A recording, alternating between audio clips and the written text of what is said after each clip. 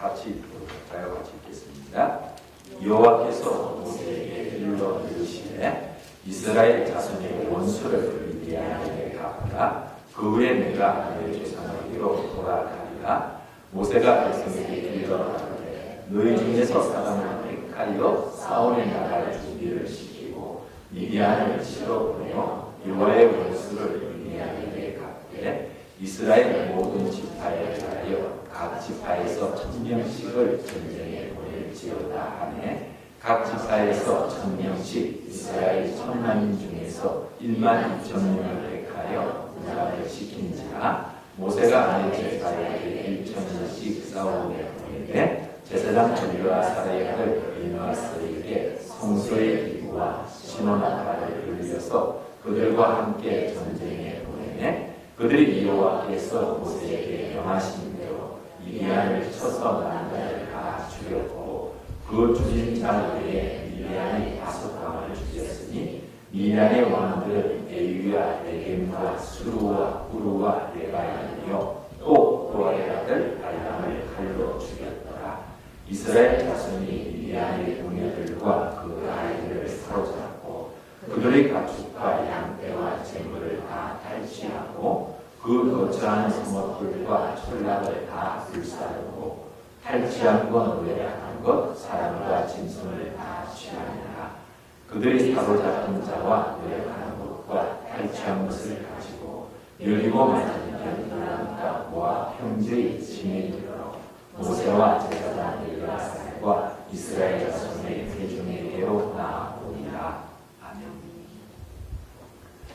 아까 우리 박 전사님이 기도하시면서 어떤 표현을 쓰셨어요. 우리 교회 중직자들을 위한 기도. 근데 그 순간 중직자라는 단어 이것이 갑자기 저한테 딱 박혔습니다. 왜냐하면 예배 전에 송 집사님과 잠시 이야기를 나누다가 뭐라고 그러죠? 우리가 어떤 그 믿음의 개념을 정리를 하는데 자꾸만 하나님 중심으로 보는 게 아니라 우리 사람, 신학 중심으로 보려는 경향은 못 버리고 살거든요. 그래서 우리 중직자라는 말을 그냥 예사롭게 그리고 그런 의미는 아니지만 그냥 평범하게 교회의 중간 일꾼이다 이런 개념으로 씁니다. 하지만 감각을 한번 봅시다. 교회는 누가 주인이시죠? 중직자가 주인입니까? 아니면 예수님입니까? 중직자란 말을 우리가 잘못 현재 사람들의 교회가 쓰는 방식으로 받아들이게 되면은 그를 방치하게 됩니다. 내가 교회에 가장 중요한 일을 하는 사람인데 이런 식으로. 그래서 그것이 실제로 지금 한국 교회의 폐해로 나타나고 있는 거예요. 목사가 지맘대로 하고 장로들이 함부로 행동하고. 그런데 우리 주님은 이렇게 말씀하셨습니다. 내 짐은 무겁다고 했습니까? 중직자한테 주면 어떤 중자죠? 무거울 중자를 쓰거든요. 내 짐은 무겁다 이러셨습니까? 쉽고 가벼웁니다. 목사의 직무는 쉬운 겁니까? 어려운 겁니까? 가벼운 일입니까? 무거운 일입니까? 대답이 없으세요. 가벼운 일입니다. 내가 지려면 무거워서 못 견뎌요. 그런데 그분께 맡기면 그분이 내게 지게 하시면 이 짐은 쉽고 가볍습니다. 이 정확한 원리를 제가 몰라서 그동안 얼마나 힘들게 목사 노릇하려고 애를 썼는지 몰라요. 목사 때리치고 싶을 때가 한두 번이 아니었어요. 예미기는 사람들 보면 주 패지도 못하고 성질대로 하면 갈지도 못하고 직언을 함부로 이야기하면서 제가 한 소리 하면 목사가 그런 소리 행동한다고 이따위 소리예요. 솔직히 이야기해서 그렇죠? 직언은 더한 짓 하면서 못 됐습니다. 예수 믿는다고 뭐 집사들이 뭐 착한 줄 아세요? 착각하지 마세요. 인간이라는 존재는 성령의 붙드심을 받지 않는 한 더럽고 추악한 인간입니다. 나는 아니라고 생각하세요? 꿈 깨세요, 여러분요. 성령이 여러분 안 붙잡으세요. 얼마나 내가 욕심덩어리고 내가 개참한 인생인지. 사실입니다. 겉으로는 아닌 척하고 뒤로 꿍꿍이 속 내하고 내 챙기고 다 챙겨요. 그게 인간이에요. 아닌 척 할 뿐이죠. 깨끗한 척 할 뿐이죠. 그래요. 어쩌면 우리는 하나님 앞에 경건하다. 이건 역시 하나 그분을 경외한다는 말 역시 신학적인 언어 유희. 내가 생각하는 경건함. 그것만 계속 붙잡고 있을는지 몰라요. 그 이유가 뭔지 아세요? 나는 경건해. 나는 경외해. 스스로에게 뭘 받기를 원함이죠? 안위함을 받기. 스스로 위로하려. 그래봤자입니다. 하나님이 아니하면 아닌 겁니다. 안타깝지만 지금 교회 안에 소위 중직자들, 거룩한 삶을 사는 가운데 제가 볼 때는 80~90%는 자기를 속이고 살아요. 하나님 앞에 솔직하지 않아요. 하나님을 속일 수가 있나요? 없어요.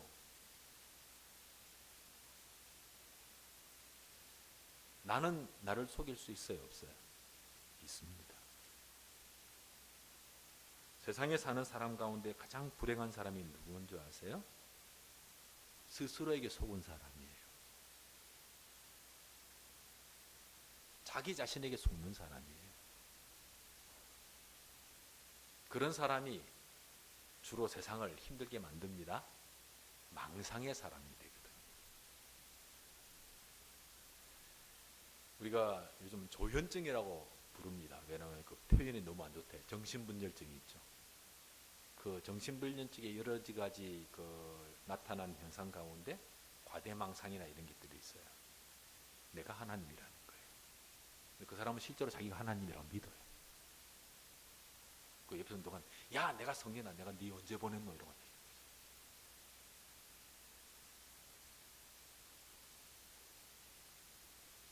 우리는 그 정도는 아니겠죠 당연히. 하지만 자기에게 속으면요 어떤 착각을 하는 줄 아세요? 나는 거룩한 사람일 거예요. 그래서 그때부터 다른 사람이 교회에서 다른 사람의 행동 보면 아이고 저게 믿어가 되나 이런 생각을 가지고 판단하려고 하고 이렇게 되면은 스스로가 어떻게 되어져 가나요? 교만하여 간다는 거 아시겠죠? 그래요. 우리는 이런 면에서 좀 더 하나님이 보시는 그 믿음, 하나님이 말씀하시는 경외, 경건함을 계속해서 찾아내야 돼요. 지금까지 경외함 배웠고 경외하는 성 공부했고 들었다. 이거 만족할 거 아니에요. 만약에 그게 끝이었다면요 경외함 여기서 끝나도 돼요. 하지만 성경은 어디까지 가고 있어요? 요한계시록까지 기록이 되어 있어요.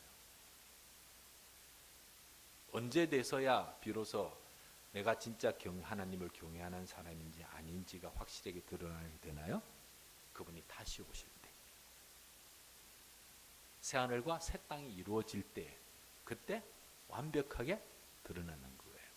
그래서 바울 사도는 고린도 교회에 보낸 편지를 통해서 말했습니다. 그분이 오시고 재림하시고 난 다음에 그때는 뭐로 우리는 지금까지는 거울로 보듯이 봤는데 이제는 어떻게 본다고요? 얼굴로 맞대어 보듯이 알게 될 것이다 하셨던 겁니다. 저는 우리 성산의 가족들은 단 한 사람도 자기 자신에게 속는 사람이 없기를 진심으로 바랍니다. 주의 짐은 가볍고 쉽습니다. 잊지 마세요. 그래서 똑같은 이야기 합니다. 순종은 어렵습니까? 쉽습니까? 대답이 잘 안 나오죠, 그죠? 솔직히요, 그죠? 여러분, 솔직히 순종하는 거 쉬워요, 어려워요? 솔직하게 이야기해 보세요, 그거. 어렵죠? 예, 맞아요. 내 힘으로 하려면 순종만큼 어려운 거 없어요. 내 의지로 하려고 하면은요, 순종만큼 어려운 거 없어요. 열받는 거 없어요. 제가 자주 예를 듭니다. 남편이 애를 탁탁 먹이고 있는데 주 안에서 남편에게 복종하라. 근데 그게 잘 나가다가 그 인간이 말입니다. 그때만 딱 성경 이야기하자고 이야기하면 순종해야 됩니까? 말아야 됩니까? 꼴보기 더 싫은데. 말씀대로 하면 하긴 해야 되겠죠. 근데 속은 뒤집어져 있고, 제가 딱 이야기하잖아요. 그죠? 속은 이미 해딱 뒤집어져 있고.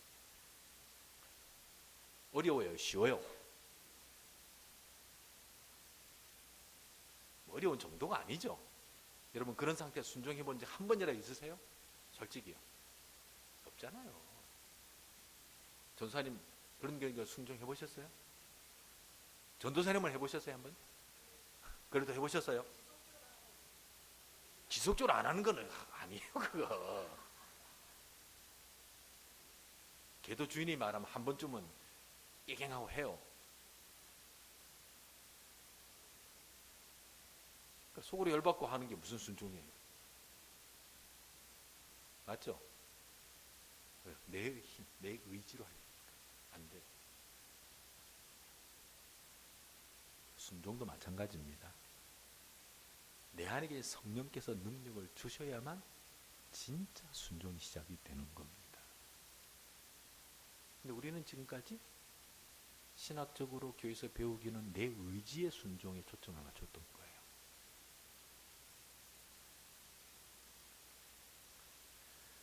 저는 이제부터 우리 성산의 가족들만이라도 지금까지의 이런 옳지 않은 사람 중심의 믿음에서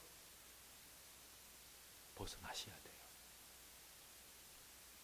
자, 오늘 본문으로 돌아갑시다. 어떤 이야기인가요? 지금까지 어떤 과정을 겪고 왔어요? 자, 우리 지난주에 어떤 경우가 생겼죠? 모세야, 너는 내 삶이 끝나서 이 아바렘 성 올라오면은 끝나기 너 할 일이 있어. 무슨 일이에요?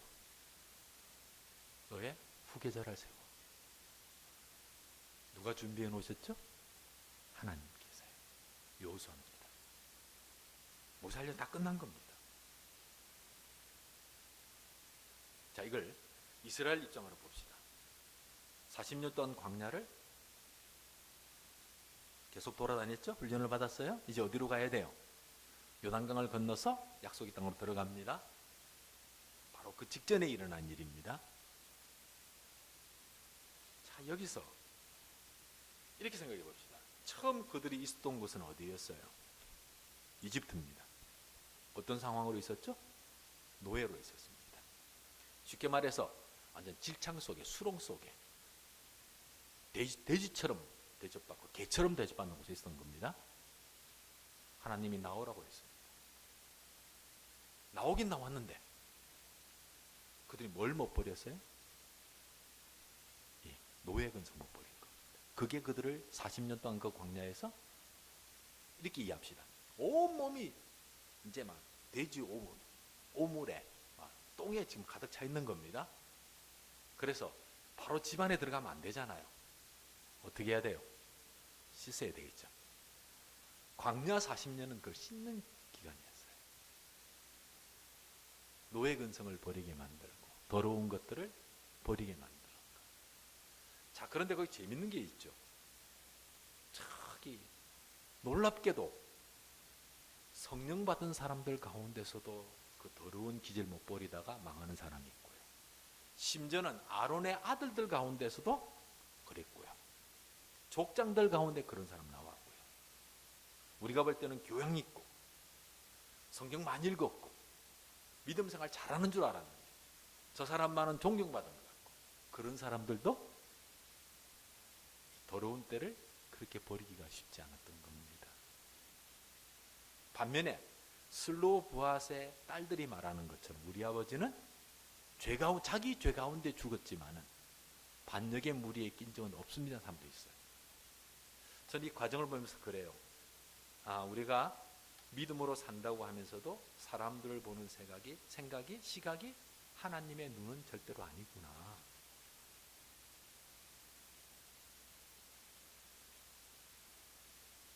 제가 너무 골치 아픈 이야기를 하나요? 여러분 상상도 못한 이야기를 하고 있죠 지금요. 저희도 예전에는 그건 상상도 못했어요. 하나님의 말씀의 세계가 그 정도일 줄은 몰랐습니다. 그런데 이제 느끼니까요. 아마 깊이로 보면은 제가 깊이가 한 1000m쯤 되면 한 10m쯤 들어왔다는 느낌이에요. 말씀의 깊이가. 여기만 들어도 다르더라고요. 한 100m쯤 들어가면 어떤 세계가 열리는지 제가 아주 궁금해요. 내려가 봐야 되겠어요.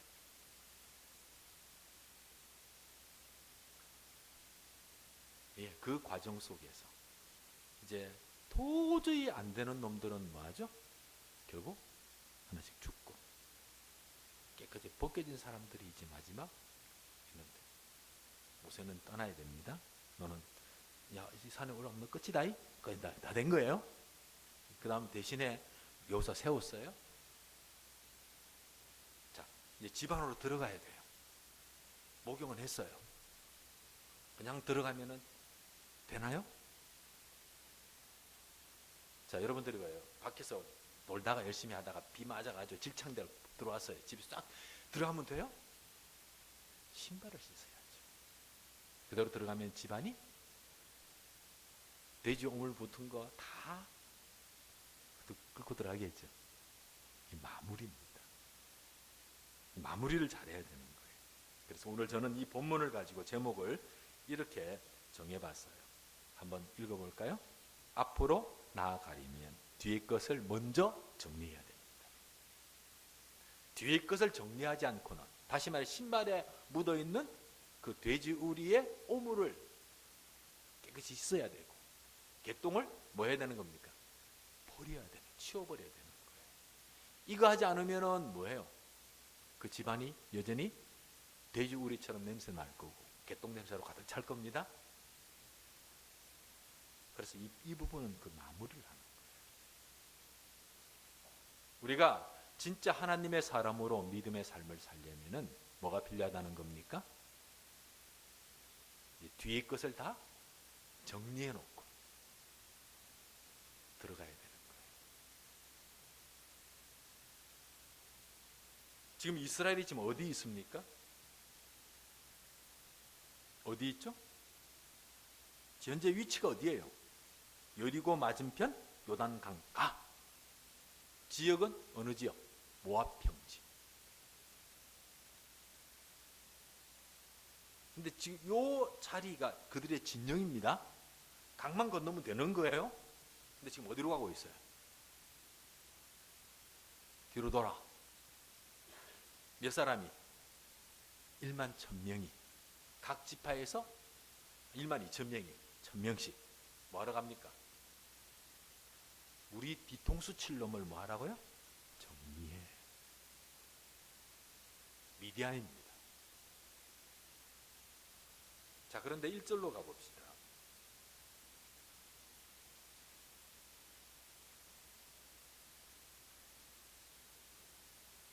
여호와께서 모세에게 일러 가라사대. 2절을 같이 읽어볼까요? 이스라엘 자손의 원수를 미디안에게 갚으라. 그 후에 내가 내 조상에게로 돌아가리라. 자, 모세에게 남겨진 뭐예요? 마지막입니다. 이게 요거 끝나면은 너는 뭐 한다고요?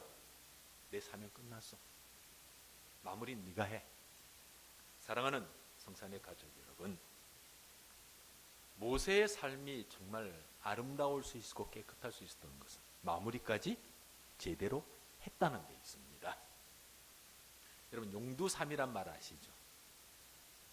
거창하게 시작했는데 뭘 못해요? 마무리를 못하는 사람 많아요. 여러분 인생이 그렇게 되기를 원하십니까? 아니시죠? 제대로 된 마무리가 되기를 원하십니까? 모세는 그 본을 우리에게 보여준 겁니다. 하나님을 경외하는 사람, 하나님께서 그 인생의 마무리까지도 아름답게 만들어 주십니다. 아멘? 예, 그 믿음을 가지고 사시기를 바랍니다. 근데 하나님은 지금 모세에게 어떤 명령을 내리고 있죠? 누구의 원수를 갚으라고 하고 있어요? 3절을 같이 읽어봅시다. 모세에게 백성에게 일러 가로되 너희 중에서 사람을 택하여 싸움에 나갈 준비를 시키고 미디안을 치러 보내어 여호와의 원수를 미디안에게 갚되. 뭐가 좀 앞뒤가 안 맞는 내용이 없어요?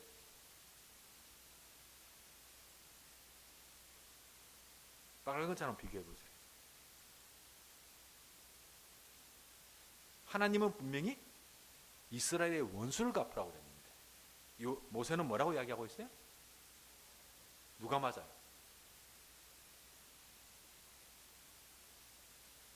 그게 그 소리인가요? 이스라엘의 원수나 여호와의 원수나. 여러분 그냥 그게 그거라고 생각하니까 이게 이런 말에 차이점을 못 느끼시죠? 저는 다르게 느꼈어요. 예전에는 저도 그게 그거라고 생각했어요. 오늘은 사실은 여기에 이 두 차이에 꼽힌 겁니다. 하나님은 분명히 이스라엘의 원수라고 이야기하고 있는데 모세가 하나님 말씀을 못 알아들어서 여호와의 원수라고 바꾸었을까요? 아니면 이것이 바로 이 고백이 모세의 믿음의 완성, 즉 마무리라고 생각해 보신 적 없으세요? 아마 없으실 거예요. 어떤 주석에도 그렇게 본 적이 없더라고요. 제가 혹시 내가 너무 앞서가는 거 아닐까 싶어 신경 쓰여가지고 한번 찾아봤어요. 여기 아무도 관심이 없어요. 근데 성령은 제게 관심을 갖게 하셨어요. 하나님은 미디안을 이스라엘의 원수라고 그랬는데 모세는 이스라엘 백성들에게 여호와의 원수라고 표현하고 있다는 겁니다. 무슨 차이일까요?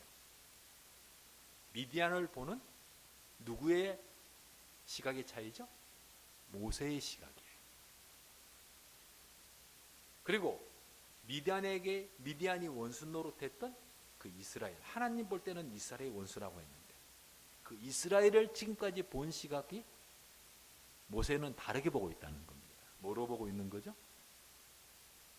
40년 동안 광야에서 훈련되어져서 모든 것을 때를 벗겨내고 이제 마무리만 되면은 저들은 누구의 백성이 된 거예요? 하나님의 백성이 된 겁니다.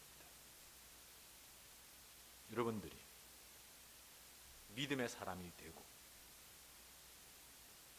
예수의 보혈로 깨끗함을 입고 삶의 지저분한 것들을 다 내려놓고 마무리가 되는 순간 모세는 그들을 이렇게 봅니다. 저들은 하나님의 나라가 이미 되었어. 그래 저들의 원수는 곧 누구의 원수가 되죠? 여호와의 원수가 되는 겁니다. 사랑하는 성산의 가족 여러분, 저는 여러분들이 참 의미의 진정한 이스라엘로 거듭나기를 진심으로 바랍니다. 그러면 여러분들은 여호와의 가족, 권속이 되는 거예요. 하나님에게 속한 자가 되는 겁니다. 하늘에 속한 자가 되는 겁니다. 그럼 여러분들을 건드리는 사람은 누구를 건드리는 거예요? 하나님을 건드리는 거예요. 사탄이 하나님 건드리는 거 보셨어요? 절대로 못 건드립니다. 하나님을 건드리는 건 뭐예요? 미련한 인간들밖에 없어요. 멍청한 놈들만 그래요. 그것도 누구에게 충동을 받아요? 사단은 자기는 못 건드려요. 하나님의 백성들을. 저 미련한 인간들을 부추겨가지고, 그것도 교회 안에 있는 것들, 이런 것들을 부추겨가지고 한 믿음 있는 척하면서 교회를 흔들어 오려고 하는 겁니다. 아시겠죠? 그런데 그 미련한 것들에게 또 멍청하게 딸려가는 사람들도 꽤 많아요. 정신 못 차리고.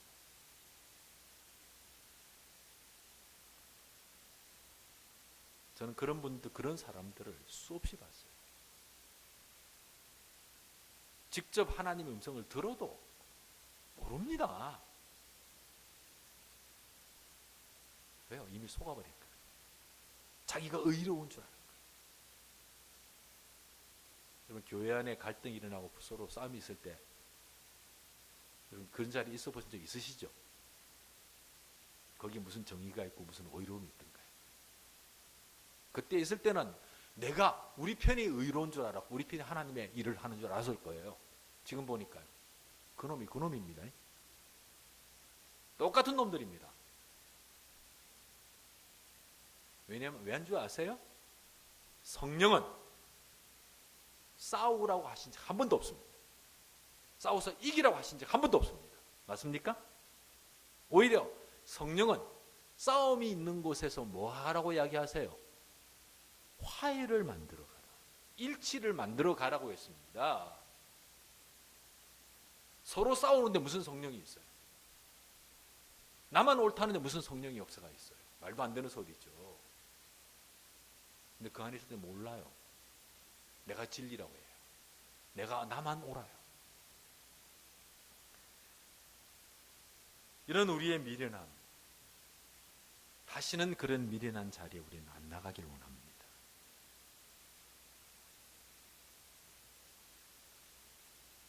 저는 성령께서 저하고 한 번도 싸우신 적이 없다는 것을 이제는 고백합니다. 항상 기다려 주셨죠. 항상 정신 차리도록 내가 듣든지 안 듣든지 계속 말씀해 주셨고요. 내 감정 속에 파묻혀 나는 그거 못 들어요, 소리가. 들어도 뭐 하죠? 무시해 버렸어요.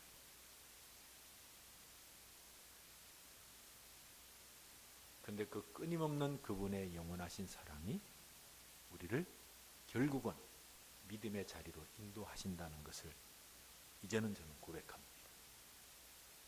그래서 여러분의 삶의 길에서 나를 절대로 포기하지 않는 하나님이 나와 함께 한다는 사실을 믿으시고요. 사람의 이야기에 귀를 기울이지 마세요. 그가 목사고 장로라 할지라도 그는 사람일 뿐입니다. 아시겠어요? 우리가 귀를 기울여야 할 것은 하나님의 목소리, 주 예수 그리스도의 은혜와 우리 아버지 하나님의 사랑과 성령의 교통하심이 주의 사랑하는 자녀 여호와의 군대가 되었음을 확실히 믿고 그 믿음의 길을 걸어가는 주의 아들 딸들에게 영원토록 함께 있을지어다. 아멘.